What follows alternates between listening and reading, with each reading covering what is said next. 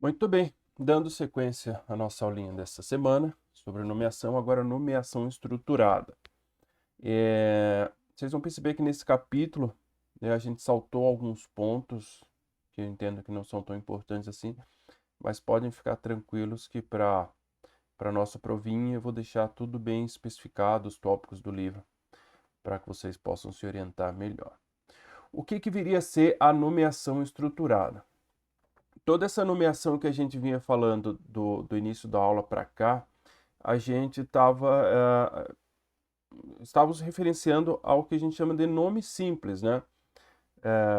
Desde um endereço, um MAC address, um IP, que no geral eles funcionam muito bem para os computadores, para as máquinas, para o desenvolvimento do sistema internamente, eles funcionam muito bem, mas para os humanos, para a usabilidade dos humanos, não é a forma mais adequada de nomear, né? Então a gente precisa de uma forma mais organizada e daí que sai a nomeação estruturada, né?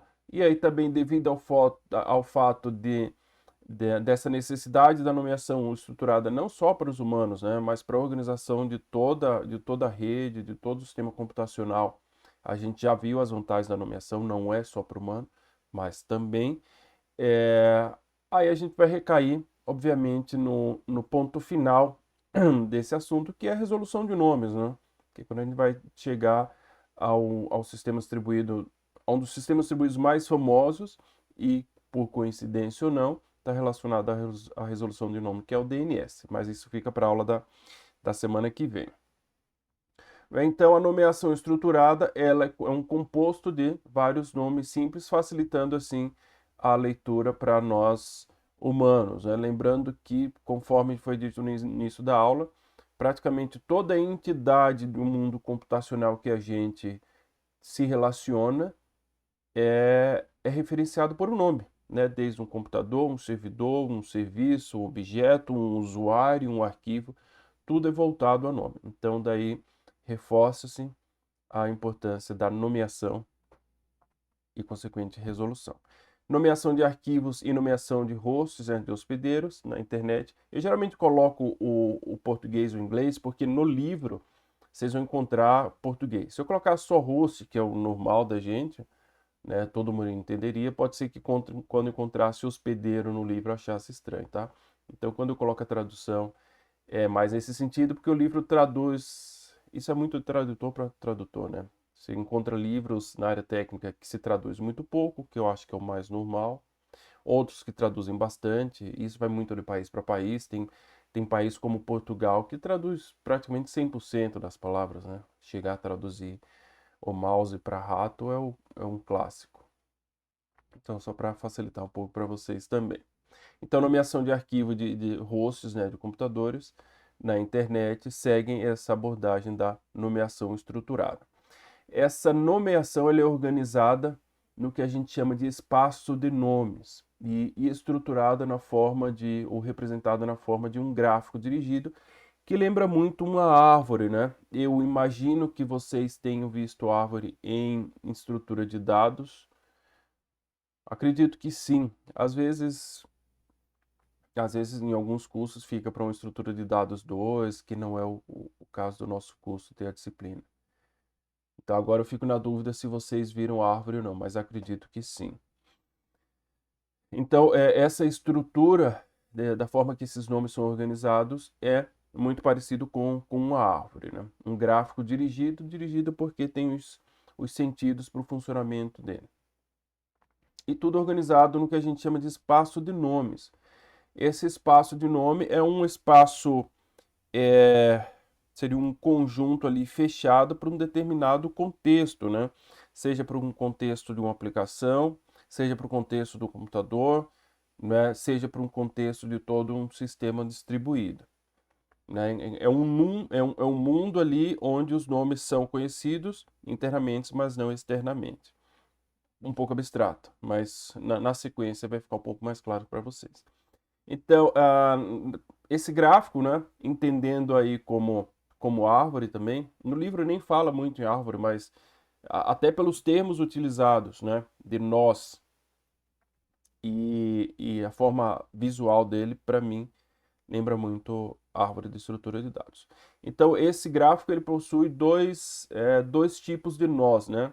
Dois elementos ali principais, que são os nós folha e os nós diretório. Já dá um pouco do spoiler do que viria a ser isso. O nó folha representa a entidade nomeada e tem a propriedade de não ter ramo de saída.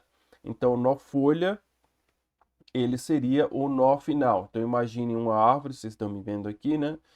Geralmente não, árvores em estrutura de dados, elas são representadas assim, a raiz ela está em cima, né? A gente é acostumado com ver raiz embaixo, mas a raiz é em cima e ele vai crescendo assim. Vamos já mostrar um gráfico aqui, depois a gente, né? Não vou detalhar ele só para visualizar e ficar um pouco melhor para vocês. Então aqui seria um nó raiz, de onde tudo começa e derivam os demais nós, que podem ser diretórios e folhas, né? Os diretórios são representados na forma do quadrado e a folha o circular, o círculo.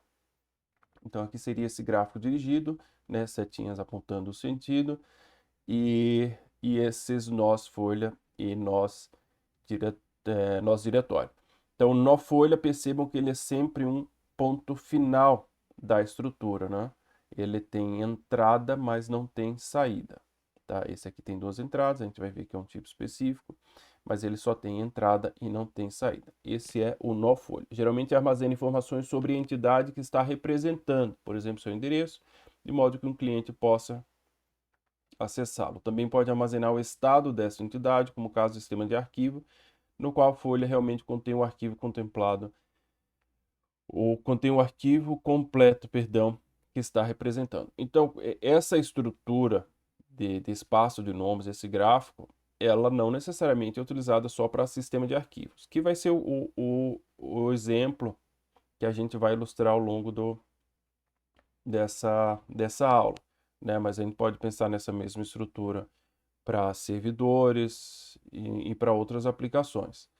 Mas pensando num sistema de arquivos, que é o que a gente vai ilustrar, a gente pode pensar a folha, ou seja, o ponto final ali da estrutura, como o arquivo propriamente dito. Já os nós diretórios, e aí fica mais evidente ainda, eles têm ramos de saída, têm ramos de entrada e podem ter vários ramos de saída, cada um rotulado com um nome. Cada nó em um gráfico de nomeação é considerado como mais uma entidade em um sistema distribuído com um identificador associado. Um nó de diretório armazena uma tabela na qual um ramo de saída é representado por um par, rótulo ramo, identificador nó, chamada de tabela de diretório. Então, a gente viu aquela figura que a gente vai retornar, tem vários nós diretórios, cada nó diretório desse tem uma tabela com toda a informação dos rótulos dos ramos de saída que ele possui. O gráfico de nomeação, que a gente vai ver ali a seguir, tem um nó zero, que é o raiz, né? Ele só tem ramo de saída e nenhum de entrada. Então, ó, percebam que os outros nós diretório entram e saem, entra e sai, e assim segue. Já o nó raiz, já que ele é o ponto de partida, ele não tem uma entrada, né? Ele tem uma saída. A gente já começa aí a fazer uma associação raiz, né? A gente fala muito no sistema de arquivos, principalmente no mundo Unix, Linux, no diretório raiz, que é o barra, né? Da onde tudo parte, não tem nada acima do barra. Aí abaixo do barra você tem vários diretórios, home, bin, lib, usr, e aí outros dentro, até aí chegando os arquivos que são as folhas. No Windows a gente faz a referência raiz ao C2 pontos, né? Então C2 pontos seria o raiz, não tem nada acima dele, apesar que o Windows, a forma como ele representa no gerenciador de arquivos ali, quando você vai para o prompt não fica claro. No gerenciador de arquivos, para quem não é da área, confunde um pouco, porque você tem acima do C ali pastas, documento, download, músicas, vídeos, parece que está no mesmo nível, pelo menos a representação visual dá essa ideia. O que não é o caso, né? Ali são apenas atalhos, coisas que a gente vai ver também, que são os apelidos, as aliases, que também está nesse contexto, tem a parte conceitual. Então, no Windows, o C é o raiz, né? Por mais que outras coisas possam parecer estar no mesmo nível, mas são apenas atalhos que vão acabar estando dentro dessa estrutura, né? Essas pastas mesmo de download, de documentos, vídeo, música, isso vocês sabem, né? Imagens, estão dentro de uma pasta, geralmente, do usuário, né? O usuário Fábio, o usuário José, o usuário Maria, que está dentro da pasta users, que essa sim está ligada ao nó raiz, que é o C dois pontos. Lembrando, a gente está fazendo referência a sistema de arquivos, que é o mais natural e o mais próximo da parte conceitual, e acredito também que tenha sido a base teórica tenha partido inicialmente para esse tipo de implementação, mas, claro, ampliado para outros contextos também. Então, tem o nó raiz, é possível que um gráfico de nomeação tenha mais um nó raiz, mas tem apenas um torna mais simples e é o mais comum, né? Pelo menos falando em sistemas de arquivo, talvez em outro contexto seja mais fácil encontrar, mas em sistemas de arquivos, geralmente, pelo menos dos que eu conheço, e aí basicamente eu trabalhei com o mundo Unix ou mundo Microsoft, só tem um nó raiz. Cada caminho em um gráfico de nomeação pode ser referenciado pela sequência de rótulos correspondentes aos ramos daquele caminho, né? Então você dá um ponto inicial, né, que é esse N, se refere ao primeiro nó, e a partir desses rótulos que cada nó possui dentro, né, daquela tabela de diretórios que a gente falou agora há pouco, a gente pode montar um caminho através desses rótulos até chegar ao ponto que se deseja. Essa sequência é chamada de nome do caminho. Se o primeiro nó for raiz, a gente tem um caminho absoluto. Caso contrário, se ele tiver um outro ponto de partida, é chamado de caminho relativo, né? Que são dois termos também que a gente usa bastante. O caminho absoluto no Windows, a parte do C, dois pontos, barra, arquivos de programa, barra Java, barra JDK 8, barra bin. Então esse é um caminho absoluto para chegar no diretório com os programas do Java. E o caminho relativo. Eu já estou no arquivo de programa. Então é só partir dali do arquivo de programa. Digamos que eu estou na pasta Python, voltar, subir um diretório para voltar para o arquivo de programa e daí seguir entrar no Java Bin de novo. Então esse é um caminho relativo. A gente tem essas duas possibilidades, fazendo referência ao sistema de arquivo. Aqui a gente tem um exemplo de um gráfico acíclico dirigido. A gente vai entender por que ele é acíclico. Depois a gente vai ver um outro tipo. Nessa organização, o nó pode ter mais de um ramo de entrada, ou seja, mais de um caminho que chegue a ele, que é o caso aqui do nó 5. Né? Eu até entendo que esse tipo acíclico ele não é o mais comum em se tratando de... Apesar de a gente vai ver duas formas de se chegar mais de um caminho no nó, né? Mas essa aqui eu diria que não é a mais comum. A gente vai ver outra daqui a pouco. Mas aqui o que interessa é que é um grafo acíclico, né, dirigido como a gente já tinha visto.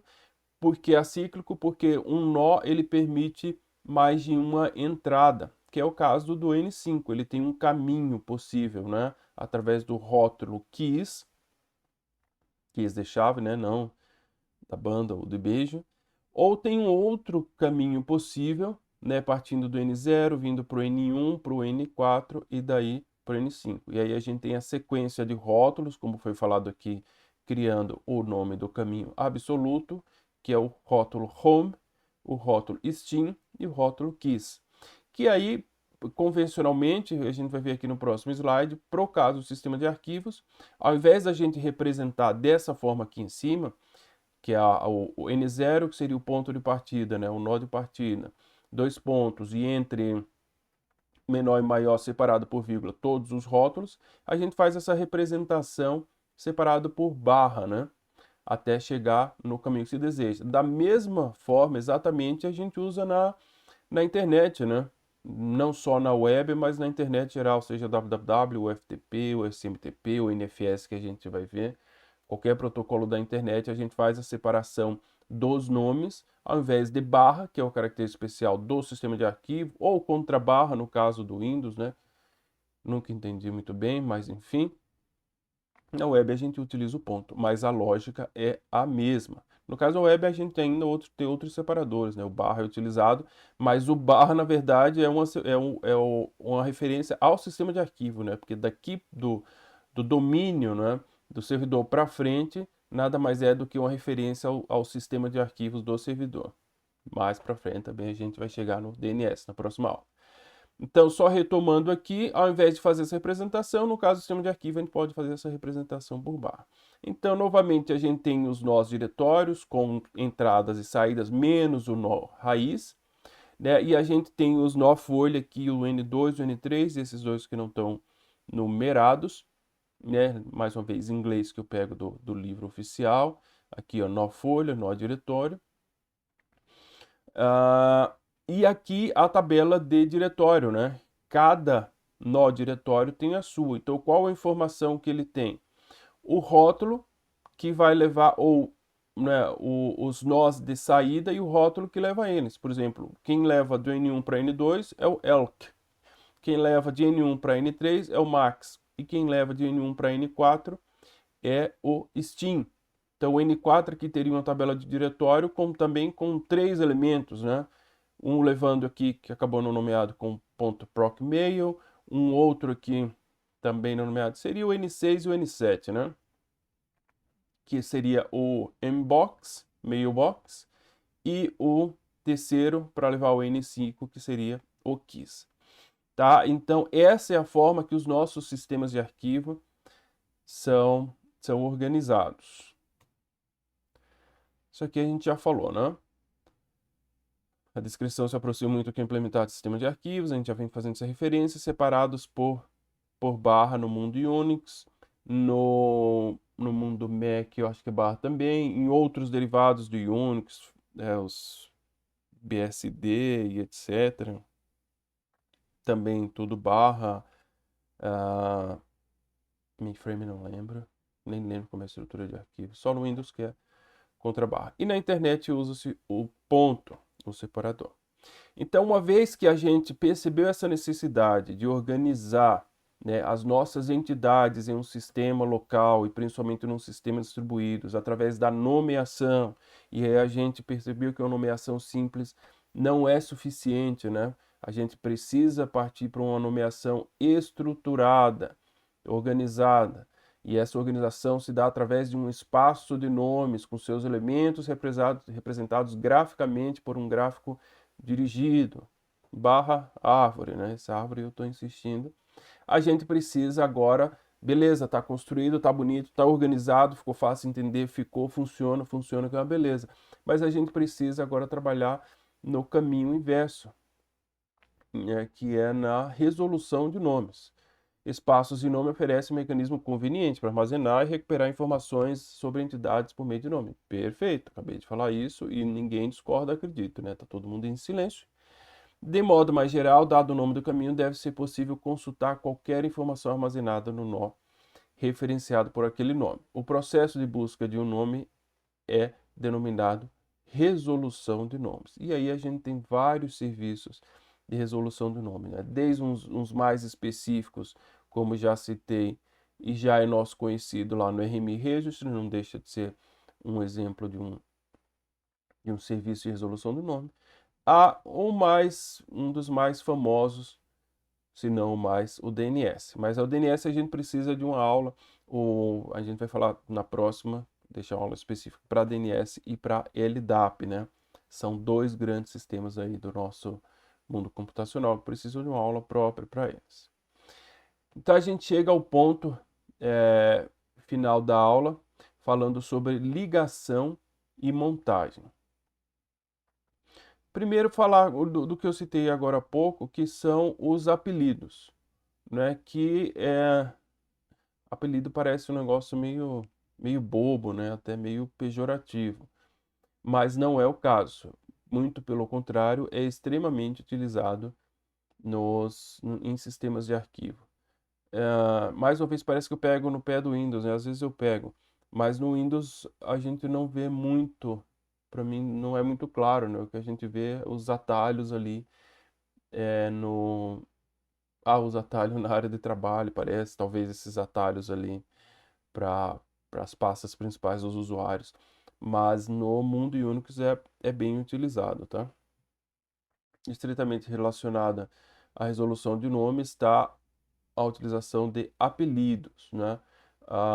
Nada mais é do que um outro nome para a mesma entidade, como já podia ser imaginado, né? Aliases, mais uma vez, o alias, aqui está no plural, o termo em inglês que também é bastante utilizado. Então seria uma forma de você chegar a uma segunda forma, além do nome oficial, para se chegar a uma mesma entidade, né? Da mesma forma que a gente já pode imaginar aqui, né? Pode imaginar isso aqui como um alias, ou seja, uma outra forma que a gente viu para chegar ao nó N5. Em termos de gráficos de nomeação, há basicamente dois modos. Um é aquele, diferentes de implementar um apelido.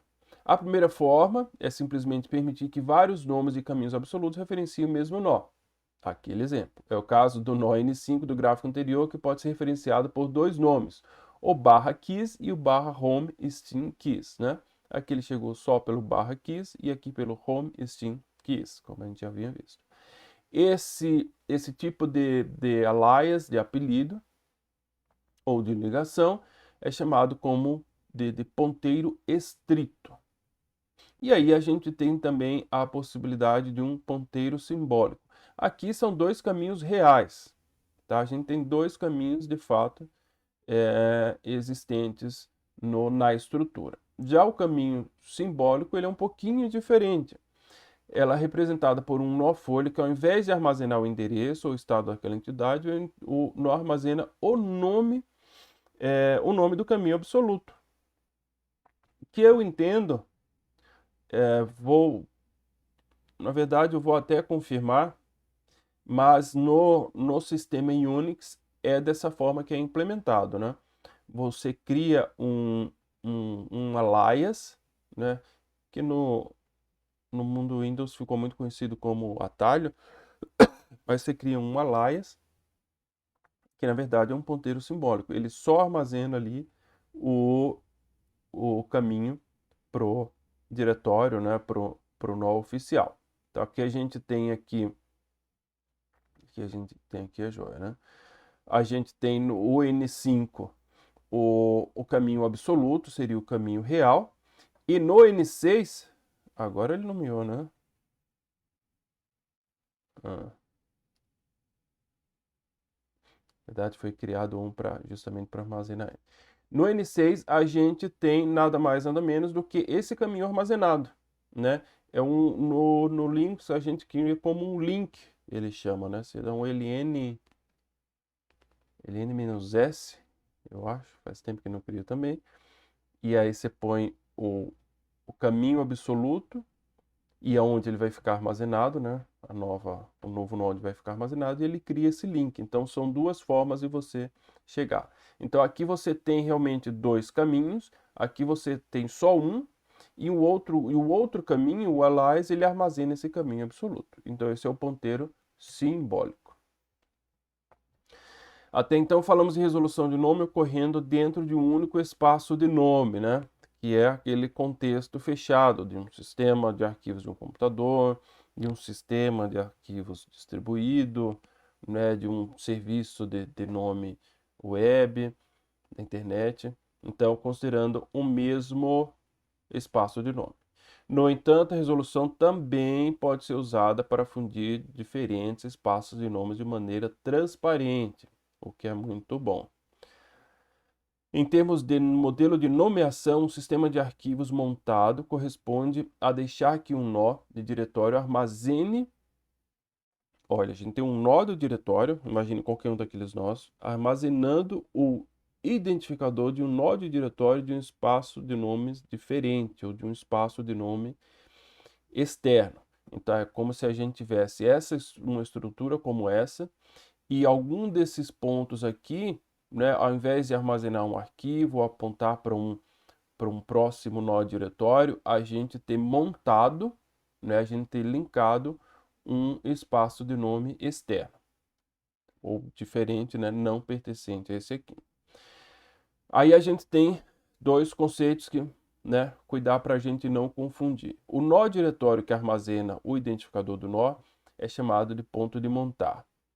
E o nó de diretório no espaço de nomes externo é denominado ponto de montagem, né? Então a gente tem o nó local, né? O nó diretório que armazena o identificador de nó, então seria aqui o, o ponto de montar, e o nó de diretório do espaço externo, ou seja, aquele que vai ser montado ali é ponto de montagem.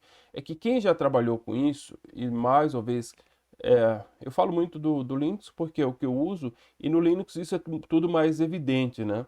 O Windows, como ele sempre foi voltado muito para o usuário final, ele não é que ele não tenha, algumas coisas não tem realmente, mas é muito voltado para o usuário final. E o usuário final não quer ver essas coisas. Mas assim, essa montagem de espaços de nomes externos, né, através de serviço que a gente vai ver aqui, que é o NFS, né, já está aqui no próximo slide, era muito, ainda é comum, mas já não tem tanto, muito por conta das nuvens, né? Hoje a gente faz tudo via web e monta sistemas remotos através da própria nuvem. Mas esses sistemas eram muito comuns, né? A gente sempre falava o ponto de montagem. Ah, qual vai ser o ponto de montagem no teu NFS? O barra mount, né? No Linux tem bastante. O barra remote. Então, e a gente sempre fazia referência a ponto de montagem mesmo. Para implantação, o que é necessário é um nó de diretório que haja como um ponto de montagem e armazene todas as informações necessárias para identificar e acessar o ponto de montagem no espaço de nomes externos. É uma abordagem muito utilizada em sistemas distribuídos de arquivo, né? Uma frase muito bonita, um pouco tanto confusa. A ideia de se ter um espaço externo montado localmente, apesar de não parecer, é de simplificar, né? De você ter um nó ali que você acesse normalmente, você navegue ali na estrutura, nos diretórios, nos arquivos, como se estivesse tudo localmente, né? Mas de fato é um espaço remoto que está montado na sua máquina local, né? Você tem, é muito, né, em empresas, em universidades. Eu lembro que a primeira vez que eu usei bastante isso foi durante o mestrado na UFSC. Então a gente tinha um servidor de arquivos para os alunos, cada aluno tinha sua conta, você tinha uma cota, sei lá, acho que era 10 mega, provavelmente, eu ia falar assim mega, mas provavelmente era 10 mega, para fazer o backup das tuas coisas, né? Não tinha nuvem, não tinha nada, e estava no servidor. Você chegava lá com o teu computador, na verdade não, que notebook quase ninguém tinha na época, mas você tinha num laboratório o seu computador, e você montava, né? No seu home, o ponto de montagem era o seu home lá do usuário, e você tinha acessado ali. Então você usava tudo localmente, né? Você não tinha essa percepção que era remoto, podia dar uma engasgada ou outra, mas como era rede local, raramente acontecia. E a vantagem é que ele estava centralizado num único servidor, né? Que aí tinha toda a segurança, tinha sistema de backup. Se eu tivesse só com o meu computador ali, desse pau, morreu, perdia tudo. E estando num servidor de arquivo, que, pelo menos em teoria, tem toda, é uma máquina mais robusta, com replicação, com backup, isso deixava a gente mais tranquilo. Então, graças a um sistema de arquivos, ou sistema distribuído de arquivos, ou um sistema de arquivos distribuído. Em um sistema de arquivos, um sistema distribuído de arquivos, se, por exemplo, a gente deseja montar um espaço externo NS2, né? NS de namespace. Em um espaço de nome NS1, possivelmente localizado em máquina diferente, será necessária a comunicação por rede, que é exatamente esse exemplo que eu citei, né? A gente tinha um servidor de arquivo centralizado, eu colocando o braço aqui como se estivesse vindo. Todos os alunos acessavam o mesmo servidor e cada um pegava um pedaço isso é muito legal, né? Você pegava um pedaço do sistema de arquivo, né, que aí você tinha uma permissão de acesso, eu não ia conseguir acessar de outra pessoa, isso estava associado a um usuário e uma senha. Aquele meu espaço de nome que estava no outro computador, eu conseguia montar na minha máquina. E isso, claro, tem uma forma, uma regra, um protocolo, né, um padrão predefinido para eu poder fazer esse acesso e essa conexão. Então, o que que eu preciso, geralmente, né, e agora já fazendo a referência a uma implementação real, que é o NFS, o Network File System. Era esse exatamente que a gente usava. Ainda existe bastante coisa em, acho que nível de mais de empresa, assim. Mas vou te ser sincero, que não, né? A vocês que eu acho que cada vez mais isso vem migrando realmente para a nuvem, para novas empresas. Vocês contratam algum serviço aí da Amazon, do Google, e o NFS ele vem ficando de lado. Mas o conceito não muda, né? A gente traz aqui o conceito aplicado a uma implementação, mas conceitualmente a ideia segue a mesma, com algumas evoluções. Então, para a gente conseguir montar, o que, que a gente precisa? Um protocolo, né? O nome de um protocolo. Então, precisa ter algum protocolo nesse sentido, né? Que faça esse serviço, aqui no caso é o NFS. O nome do servidor, ou seja, que vai ser resolvido na localização onde esse serviço está implantado, e o nome do ponto de montagem no espaço e nome externo. Então, veja que aí a gente tem 3 nomes, né? Eu deixei evidente aqui o nome, porque a gente está falando de resolução de nome. Então, vai ser resolvido, né? A resolução ela vai servir para entender qual que é o protocolo, né? NFS. Para nós, é NFS, um FTP, está claro, para o computador ele precisa resolver isso. O nome do servidor, um DNS provavelmente é que vai resolver isso para transformar no IP e eu poder chegar efetivamente na máquina, né? A gente não chega numa máquina pela rede pelo nome, né? O nome está só ali para bonito. E o nome do ponto de montagem, né? Eu cheguei na máquina, beleza, chegou. Mas qual o diretório que você vai montar? É o /home, /fábio, /arquivos, né? /ufsc, /ifc. Então esse é o ponto de montagem do nome externo. E aí eu vou fazer isso já num ponto de montagem, no ponto de montar na minha máquina. Então, esses 3 nomes a gente consegue compor como uma URL, né, muito parecido com uma URL HTTP mais FTP, né, que se faz ali FTP, HTTP ou NFS, dois pontos, //, e aí o nome do servidor, digamos, videira nfs.videira ou arquivos.videira.ifc.edu.br, barra, e aí o caminho, né, o ponto de montagem no espaço externo, /home, /fab, meus arquivos. Tá aqui o exemplo, né? Ao invés de eu ficar falando, tinha que mostrar de uma vez. Aqui é algo muito semelhante, só que eu trouxe para o nosso contexto. Aqui é um usuário de nome Steam, que, né, é um dos autores do livro. Eu sempre esqueço o nome completo, mas o cara é holandês, né? Martin van Steen, que trabalha na universidade nessa... também é tudo na Holanda, né? VU é a universidade, VU é alguma coisa, aqui provavelmente é o centro de computação, e aqui o nome do servidor, pode ser um do laboratório deles, pode ser um servidor de arquivo que eles deram o nome, né? Para quem já conviveu nesse ambiente, principalmente no acadêmico, né? Dar um nome a um servidor era uma tarefa, era quase como uma diversão, né? Se criava. O nosso vai ser tudo personagem da Marvel. Então vai ter o Hulk, vai ter não sei o que, não sei o que. Vai ser tudo personagem de Guerra nas Estrelas. Tudo nerd, né? E aí Darth Vader, não sei o que. Não vai ser nome de planeta. O Júpiter, Plutão. Então isso era muito comum. Não sei como tá hoje em dia, mas era quase uma regra, assim, quando chegava numa instituição, numa organização, e aí muito a acadêmica, que tem mais essa liberdade, né? A empresa já é mais complicado. A empresa é o computador 01, computador 02, computador 03. Mas nas universidades onde eu estive, né, graduação, ou no mestrado, ou dando aula, tinha essa questão legal, né? De você nomear os servidores dentro de um universo. E aqui o servidor dele é Flits, não faço ideia do que seja. Mas aqui antes eu tenho o protocolo, NFS dois pontos //, né? Então é o item 1, o nome a ser resolvido, depois o item 2, o nome do servidor a ser resolvido, e por fim o item 3, que é o ponto de montagem, o home do Steam. Né? Tudo detalhado aqui embaixo. A figura a seguir representa a organização de parte do sistema de arquivos com a montagem da URL apresentada anteriormente.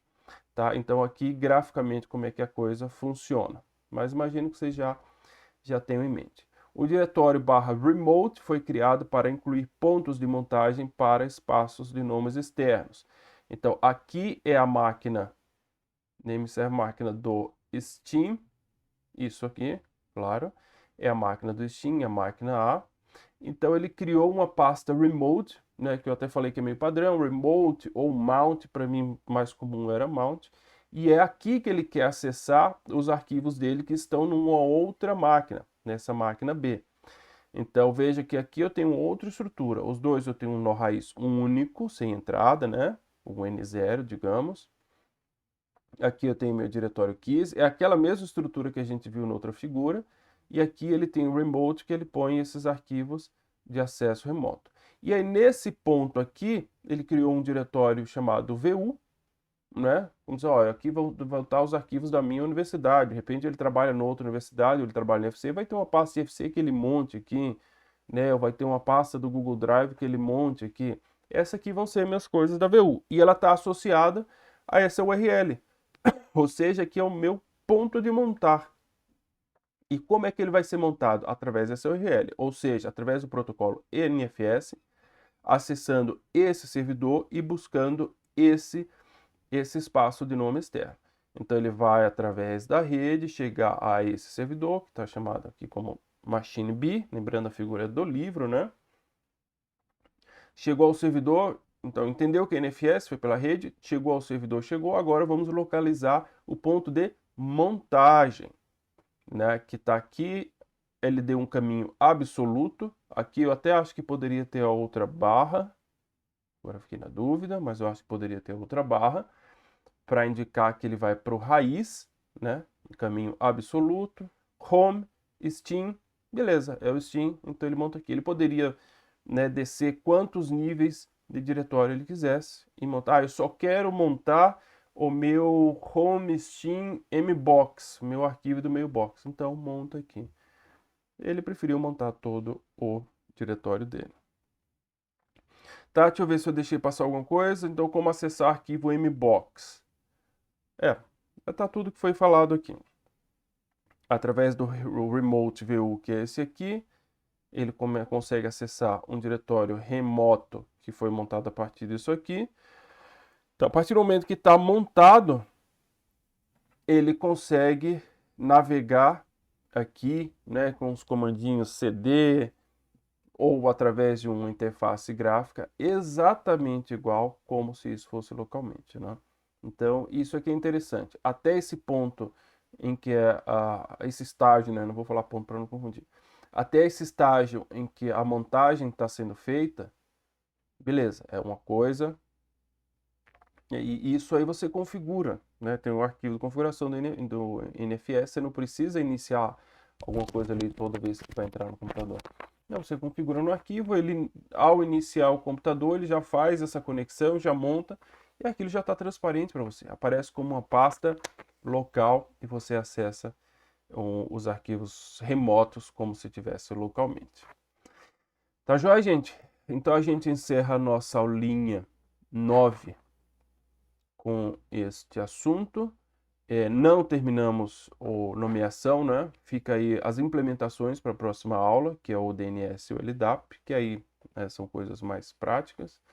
E aí a gente encerra o capítulo 5 do livro, nomeação, e encerra também o nosso conteúdo do primeiro bimestre, seguindo posteriormente com a nossa provinha, né? É isso. E aí eu me comprometo a mandar para vocês tópico a tópico de cada capítulo que cai na prova. Tá joia? Então, um grande abraço, um bom final de semana a todos e até a próxima.